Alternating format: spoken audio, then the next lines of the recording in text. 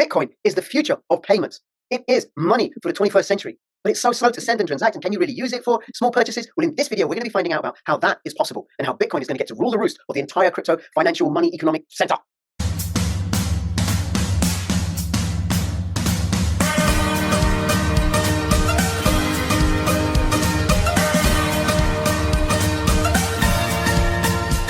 But if you decide that you want to preserve your privacy and make sure all the data that goes in and out of your computer is encrypted, then check out NordVPN. My affiliate link will give you something like a 2/3 discount on some of their packages. The Keystone wallet is the wallet that you want to be using to keep your crypto safe. Whether you are a Bitcoin maxi or an altcoin lover, it is perfect for you. Easy to use, 3 secure elements, it can support thousands of coins and tokens, and integrates easily with MetaMask, Kepler, and dozens of other extension wallets. Get one now to keep your crypto safe and secure. Go to bit.ly/CryptoRichKeystone.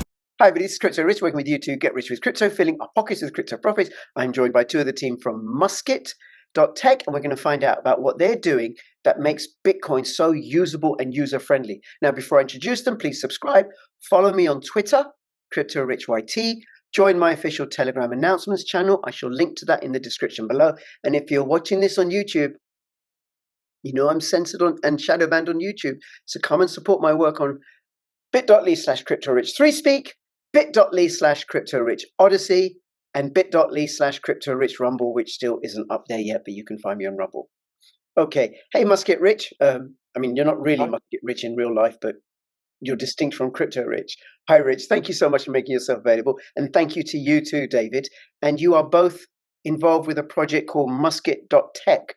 Okay, do you want to say what your roles are, and then we can go into what musqet.tech is all about? Absolutely. Great to be here. Thanks for the invite, Rich. So my name's David. I'm the founder and CEO of Musket. Hi, I'm Rich. Musket Rich, not Crypto Rich. And I'm the CTO of Musket. Okay, so you do all the technical stuff and then you oversee and you came up with the idea, right? Okay, so what is Musket? So, very good question. Basically, Musket is a payments business, but our focus is very much Bitcoin payments and making sure that Bitcoin is usable every day by businesses, by individuals. We want every single business everywhere, certainly in the UK to start with, and then ideally the world, to be able to accept Bitcoin. And that is a challenge today for many different reasons, but we think we've built a product and a proposition that works and makes it easier for businesses to integrate Bitcoin into their everyday technical and payment stack. Okay, but why Bitcoin? I mean, the Bitcoin's slow, it's expensive, it's cumbersome. You know, I much prefer the speed of Litecoin, or perish the thought, Ripple, or Dogecoin. You know, and Dogecoin has got a dog on its. That's a proper coin, right? A dog face coin, or something like Monero or Pirate Chain for the privacy features. Why Bitcoin? I've never heard of any of those other tokens or things that you've just mentioned. So Litecoin. What language you're speaking? I don't know what those things are. They sound very very low tech. But joking aside, look, in our view, Bitcoin is the only game in town. You can talk all day about decentralization or transaction speeds or utility. Bitcoin is money for the world. Bitcoin is money for people, for individuals, and it's the most important asset on the planet to challenge the role of banks, governments, and money. So, you know, I don't think about Bitcoin as something that you compare from a transaction speed perspective. That's an important part of it. I think this is going to be a video laden with cliche most likely, but I think about it as more of a step change and a leap forward in advancement and technical advancement, akin to the ones that we saw with the introduction of electricity, right? Sort of, a long time ago. The introduction of the internet. Bitcoin changes the dynamics of society. It challenges what we think of as money and how we interact with both our government and the providers of central bank issued money. So, you know, making sure that individuals have control of it and can use it in their everyday lives, businesses can use it and accept it freely and frictionlessly is very much our driving ethos. But if I think of Bitcoin is money, I absolutely agree with you. It is money. It has all the qualities of money. Just it is like gold. It is like silver. But if I think of Bitcoin as like gold, digital gold, and then Litecoin as digital silver, because that used to be the case. Litecoin's way more decentralized because you can mine it on, on a GPU or something like that. So why not a world where, where there are at least two cryptocurrencies, Bitcoin and Litecoin? What's your counter to that? Well, you don't. You just don't need it. Bitcoin can address both. I think I can't remember where the analogy came from a few years ago. I think it could well have been Nick Carter actually. But the base blockchain or base Bitcoin layer is akin to transporting goods or goods across ships and oceans. So it's more like a cargo ship carrying enormous transactions.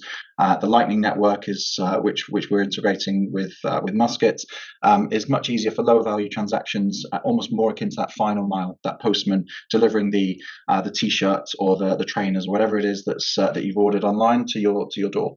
So you don't need Litecoin. You don't need any other blockchains to do it. If you start replicating a bimetallic standard or other things, then you're just introducing complexity where it's not needed. And there are challenges with the Lightning Network. It's hard to use in some ways, but money, the big sort of challenge that Bitcoin addresses, in our view, is the role of money in society. And Litecoin and any other token doesn't get anywhere near to doing that. There was a time, sort of, I think around about 2015, 2016, when there was this notion that maybe that's how we scale in the broader digital asset space. Bitcoin, it was starting to become cumbersome and taking too long to make transactions.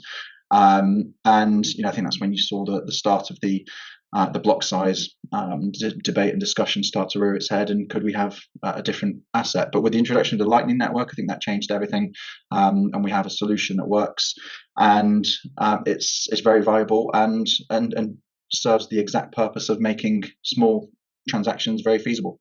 I think just on your analogy, there isn't a successful case you can point to in history where a bimetallic standard was successful. Right. One of them always wins out. Yes. Yeah, because one of them is always better money than the other one. Precisely. And that one has always been gold. Yeah. Yeah, absolutely. And the country that stuck to silver, you can look at China, or you can look at what happened to, China's a perfect example where they stayed on the silver standard, and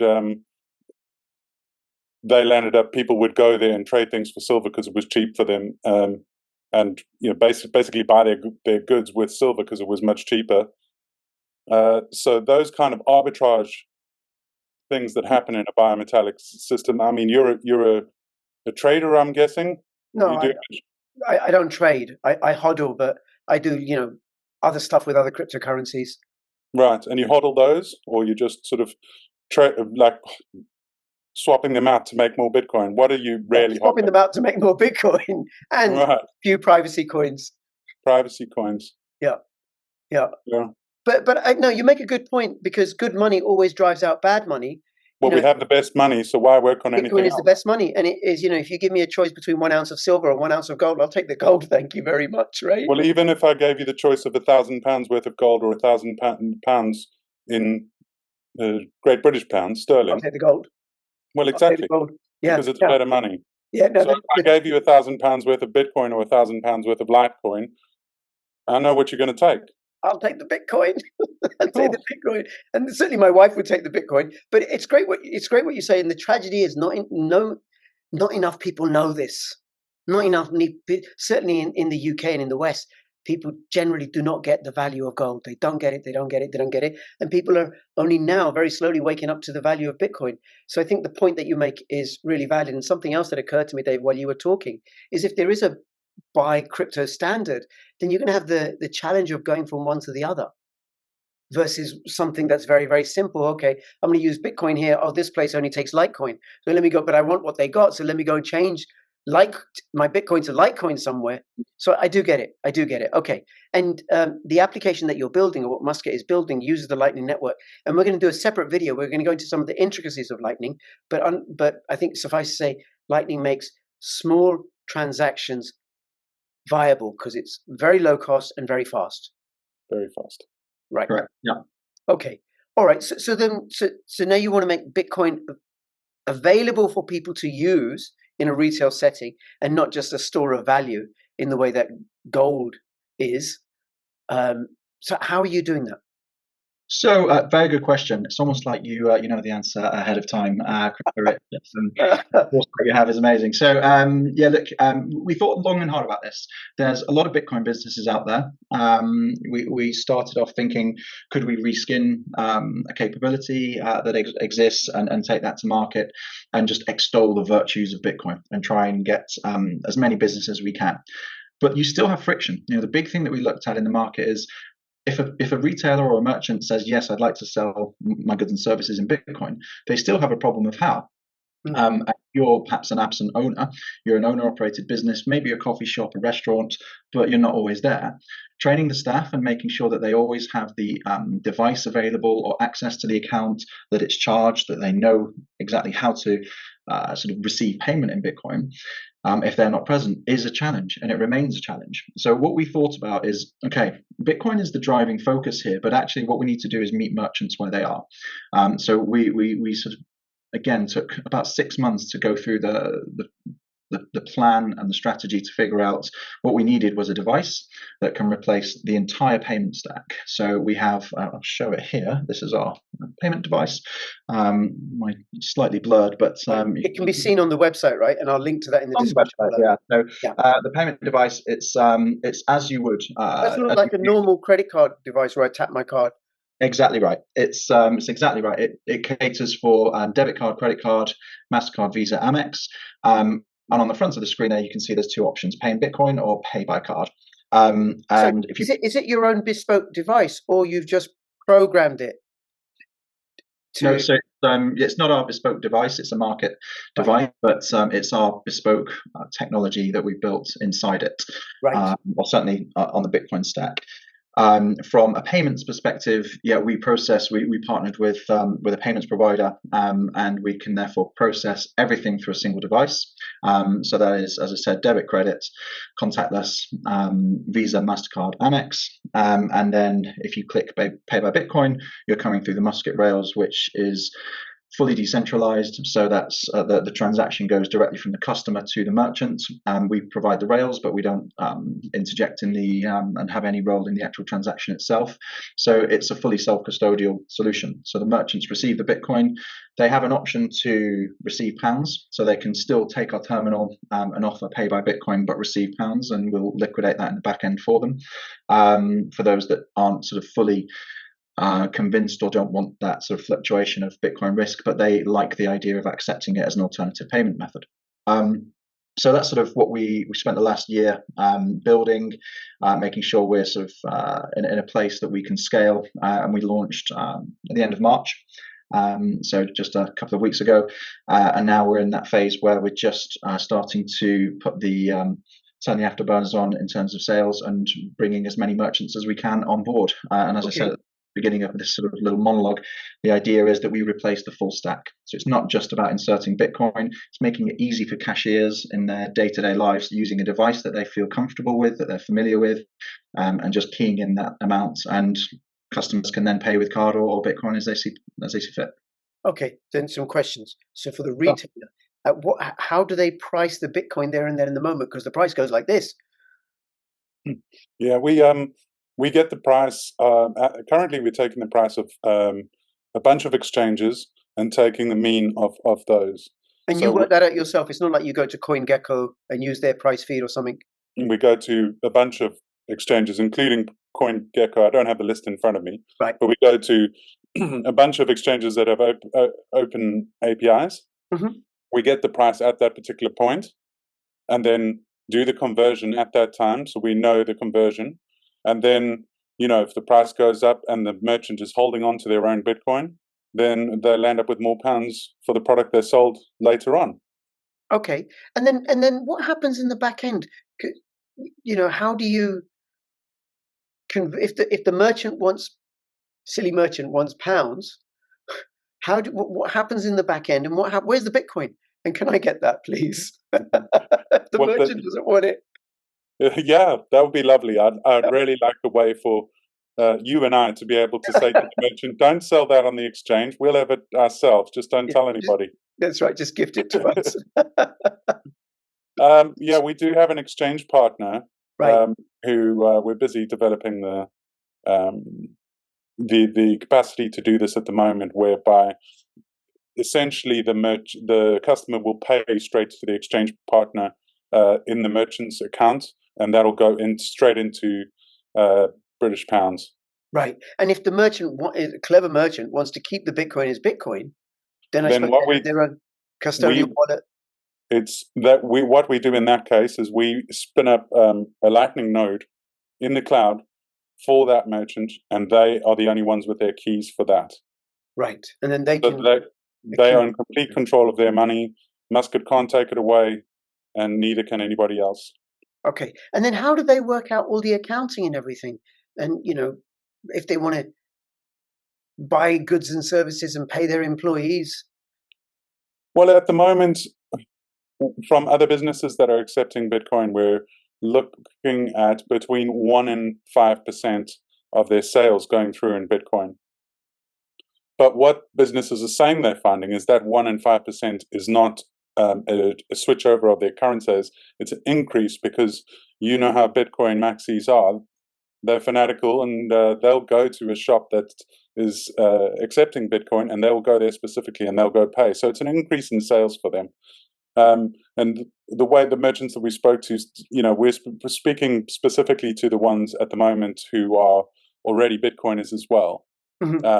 And for them, it's basically like a 1% to 5% DCA of their balance sheet onto their treasury of Bitcoin. So they can afford to still pay their bills and pay their staff with the pounds that they're taking. This is a small percentage at the moment, but they're able to save and beat inflation with a small percent of their sales and put it straight onto their treasury.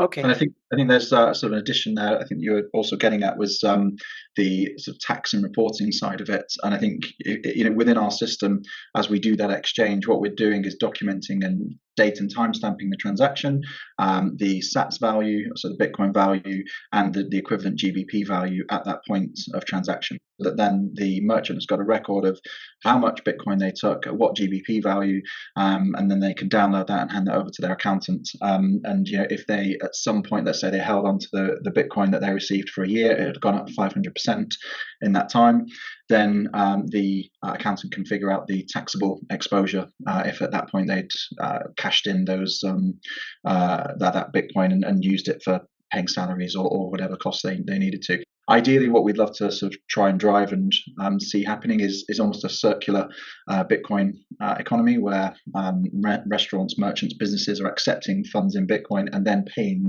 other merchants, hopefully because they've introduced us on a referral, and we now have sort of cornered the market, and then we're sort of driving wine producers and meat producers and ice cream producers, and they're all sort of selling and buying from one another in Bitcoin. So I think we give the toolkit, the data points that they need to be able to calculate that accounting and reporting exposure. We don't do it for them. Maybe that's something we could integrate and build in future, but it should be reasonably straightforward. Right. Okay. And then where do you make your cut? Because you're not a charity.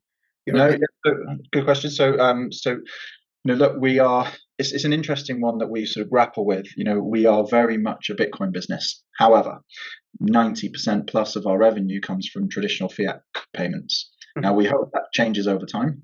We hope that slider moves towards the Bitcoin side as more and more people use Bitcoin and Lightning and transact in it.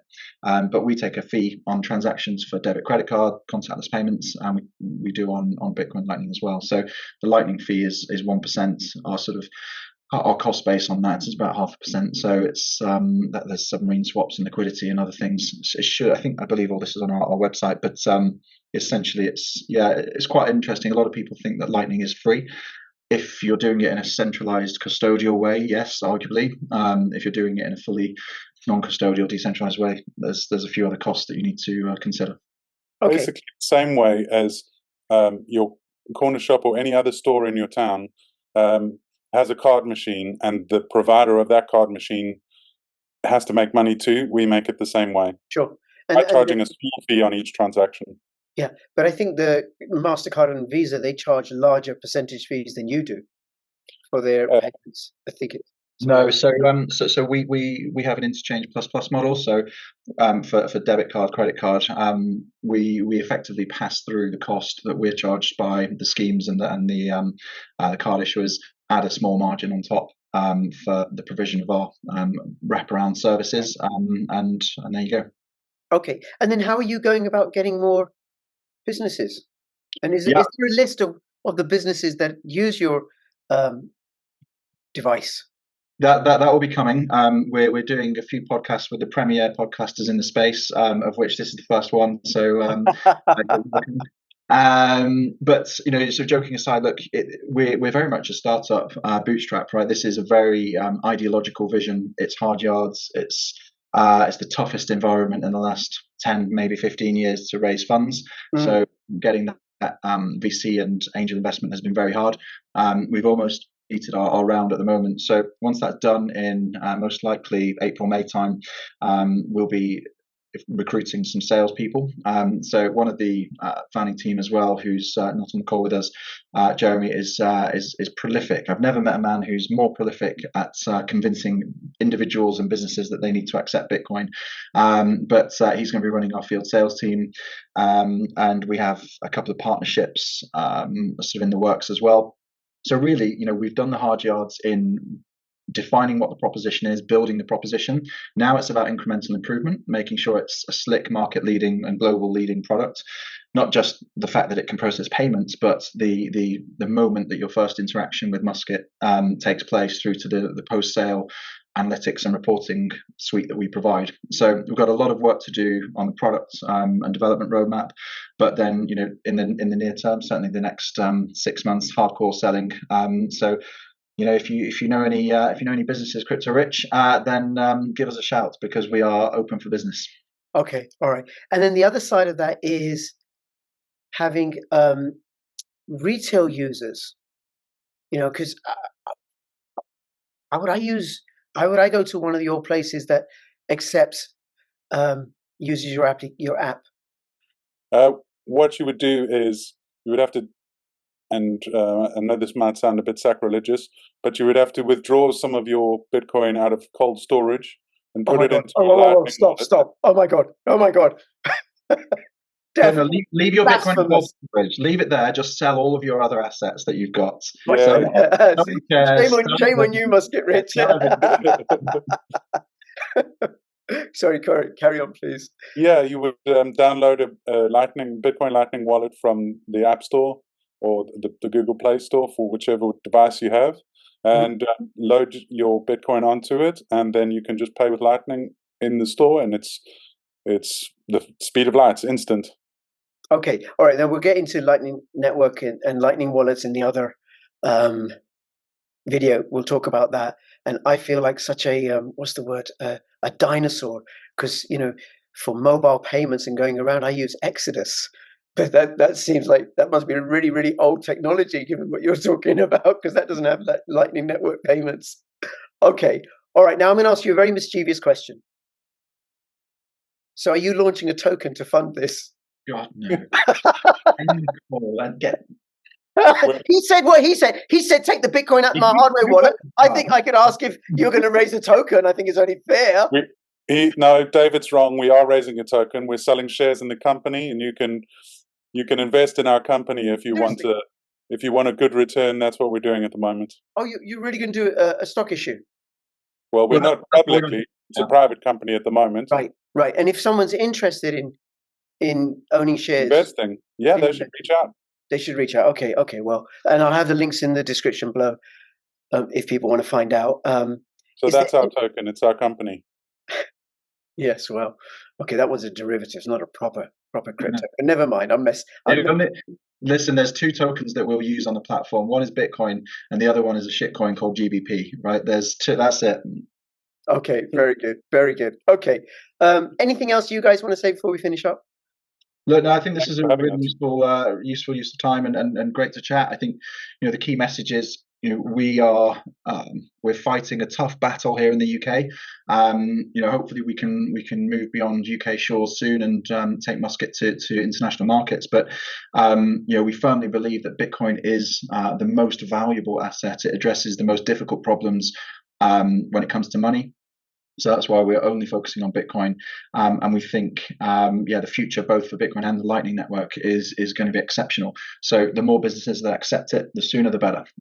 So if there's anyone that you know, if there's any introductions you want to make, please reach out. I'd love to talk, both from a business perspective, but also if what we've said, if you've got a skill set and you're looking to move into this place, there's a point in a few months hopefully where our growth journey starts to take off, and we have a few recruitment spaces. So fingers crossed, be active in the labour market as well. So anyone that wants to join, reach out.